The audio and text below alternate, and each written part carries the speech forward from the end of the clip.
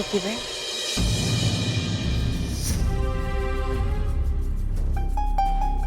સ્વીટુ, ખબર નહીં પણ પહેલી વાર મમ્માએ મારા અને શોધાના લગ્ન ના થાય એવી વાત કરી છે. અને અને આટલો બધો ગુસ્સો પણ એને ક્યારે નથી કર્યો. ખબર નહીં પણ કેમ. અને મને એ નથી સમજાતું કે કુળદેવીના મંદિરે જવાની વાતે મમ્મા આટલી બધી કેમ અકળાઈ છે. કેમ કે એ મંદિર સાથે એમની ઘણી બધી યાદો જોડાયેલી છે. એટલે એ ત્રણેય જણા એકવાર કુળદેવીના દર્શને ગયા હતા. મમ્માની વાત કરે છે. મમ્મા, ડેડ અને શોધાના પપ્પા એ ત્રણે ત્યાં ગયા હતા. એ હા શ્રુતિબેન, ઓહ, શોધાના પપ્પાનો એક્સિડન્ટ થયો ત્યારે ત્રણે સાથે હતા. અને અને મમ્મા બોલી પણ ખરી કે એ મંદિર પાસે જે પર્વત છે ત્યાં ફરવા નહીં જતા. ત્યાં જ તો શોધાના પપ્પાનો એક્સિડન્ટ થયો હતો. યા મમ્મા કદાચ એટલે જ ડિસ્ટર્બ હશે. ના શ્રુતિબેન, ઘણી એવી વાતો છે જે માત્ર એ જ જાણતા હોય, અને એટલે કદાચ એમણે તમારા પર આટલો બધો ગુસ્સો કર્યો. બીજી કઈ વાત? ઘણા વર્ષો પહેલા મમ્મા, ડેડ અને શોધાના પપ્પા ત્યાં ફરવા ગયા હતા અને ત્યાં જ શોધાના પપ્પાનો એક્સિડન્ટ થયો ને ત્યાં જ એ મૃત્યુ પામ્યા હતા. બીજી કઈ વાત હોઈ શકે? એ ત્રણે બહુ જ સારા ફ્રેન્ડ હતા. તો પછી એ ત્રણેયની ભાઈબંધી તૂટી કેમ ગઈ? પણ આ બધી વાતો તું કેવી રીતે જાણે છે? શ્રુતિબેન, વાત એ નથી કે હું આ બધી વાતો કેવી રીતે જાણું છું. વાત એ છે કે આજ સુધી આ બધી વાતો તમે કેમ નહોતા જાણતા? હા, મોમ ડેડે મારાથી આ બધી વાતો છુપાવી છે. છુપાવા જેવી જ વાતો છુપાવવામાં આવે છે શ્રુતિબેન. પણ આમાં છુપાવા જેવું છે શું? એ તો એ જ જાણે જેમણે આ બધી વાતો તમારાથી છુપાવી હતી આજ સુધી. એ કુળદેવીનું મંદિર, એ પર્વત, એ ખીણ, એ અકસ્માત, એ માણસની બાકી રહી ગયેલી નિશાનીઓ, એ વીંટી, કડું કે ચેન ના હોઈ શકે બેન. એ માણસની નિશાનીઓ, એ અકસ્માતને છુપાવી રાખનાર માણસો પણ હોઈ શકે.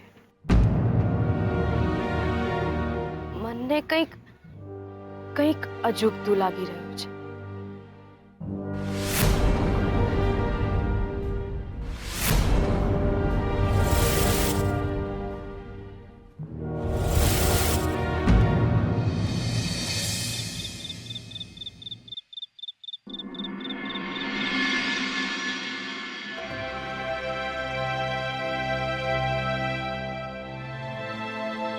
શ્રુતિ,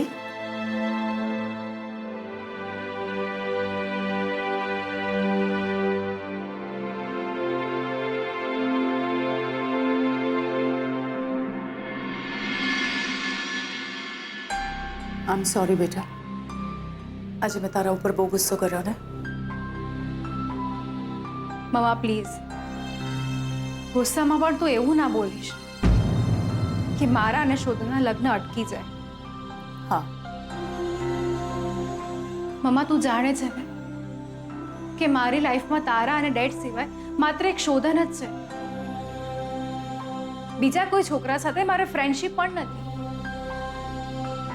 સો પ્લીઝ તું ક્યારે એવું ના બોલીશ કે મારા અને શોધના લગ્ન ના થાય. આમ સોરી બેટા, મેં તને જે પણ કંઈ કહું એ બધું ગુસ્સામાં કહ્યું છે. પણ આટલો બધો ગુસ્સો મમ્મા? કુળદેવીના મંદિરે ગયા હતા બસ. મમ્મા તે ક્યારેય મારા પર શંકા નથી કરી અને ક્યારે આટલો બધો ગુસ્સો પણ નથી કર્યો. મમ્મા મેં ક્યારે તારો અને ડેડનો ભરોસો નથી તોડ્યો અને મને ક્યારે તમારા માટે કોઈ ફરિયાદ પણ નથી. પણ આજે તારો ગુસ્સો જોઈને મને એવું લાગે છે કે કંઈક તો વાત છે જે તમે મને નથી કહી રહ્યા. શેની વાત કરે છે તું? મમ્મા, આજ સુધી મને એ નહોતી ખબર કે તું અને ડેડ શોધાના પપ્પાના ફ્રેન્ડ છો.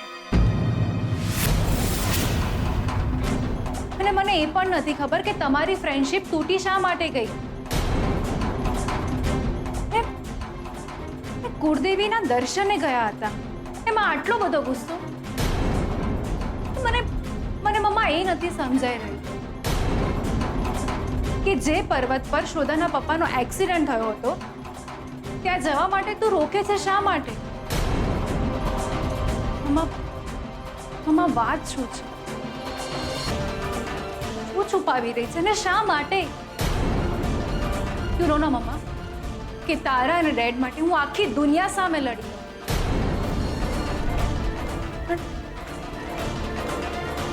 પણ આજે મને પહેલી વાર એવું લાગ્યું કે સ્વીટુની વાત પણ કંઈક સાચી છે. કઈ વાત? શું કહ્યું એણે તને? એને સ્વીટુને લાગે છે કે શોધનના પપ્પાના મૃત્યુ પાછળ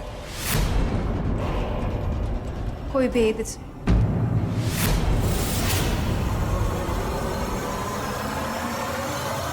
શું કહ્યું? બીજું શું કહ્યું એ છોકરીએ તને? બોલ શ્રુતિ, શું કહ્યું એણે તને? કઈ નહીં મમ્મા, એને બસ એટલું જ કહ્યું કે જે રીતે શોધાના પપ્પાનું મૃત્યુ થયું છે એ વાત એને ખટકી રહી છે.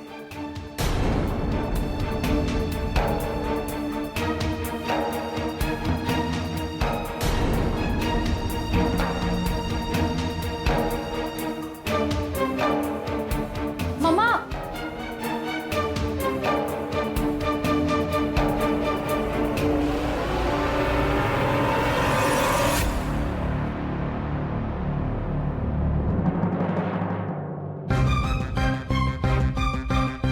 બીજું શું કહ્યું એ છોકરીએ તને? બોલ શ્રુતિ, શું કહ્યું એણે તને? સ્વીટુને લાગે છે કે શોધનના પપ્પાના મૃત્યુ પાછળ કોઈ ભેદ છે. મને મમ્મા એ નથી સમજાઈ રહ્યું કે જે પર્વત પર શોધાના પપ્પાનો એક્સિડન્ટ થયો હતો ત્યાં જવા માટે તું રોકે છે શા માટે?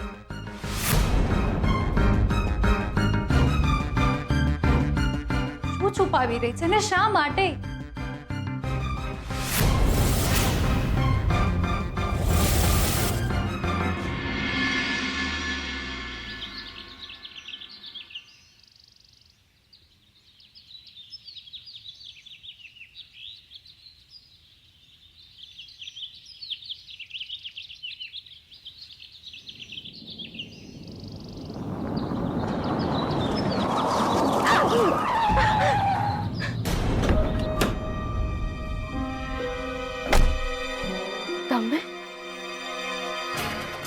તમે શું?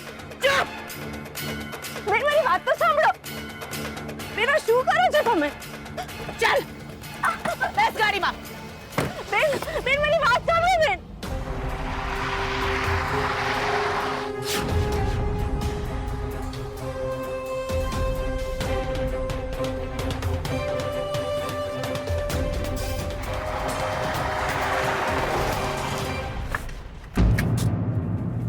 બેન,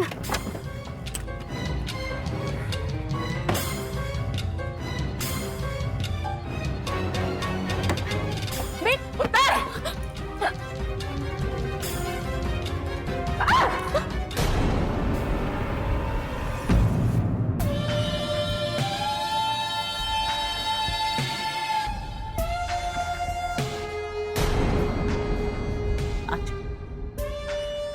સેન્ડલ પહેર્યા છે ને, સેન્ડલની કિંમત છે 15,000 રૂપિયા. આ ઘડિયાળની કિંમત છે 25,000 રૂપિયા. આ ફોન તને જે દેખાય છે એની કિંમત છે 1.5 લાખ રૂપિયા.